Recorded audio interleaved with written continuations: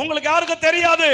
ஜெப ஊழியம் செய்றவங்க ஆண்டவருடைய பிள்ளைகளே, ஒரு பேய் இல்ல, லேகியோன் மேல இந்த 6000 பேர் இல்ல, இந்தியாவுல இருக்கிற அத்தனை பேயும் ஃபேஸ் பண்ண வேண்டியது வரும்.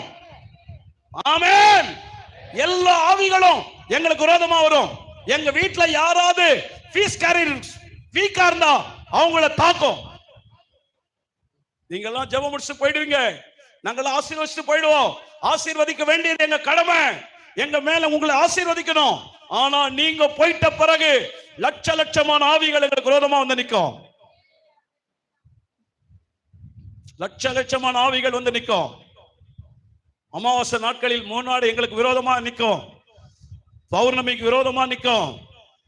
ஆனா எலிசா சொன்னது போல அவர்களோடு இருக்கிறவர்களை காட்டிலும் நம்மோடு இருக்கிறவர் அதிகம். ஆமென். சொல்லுங்க, ஆமென் சொல்லுங்க.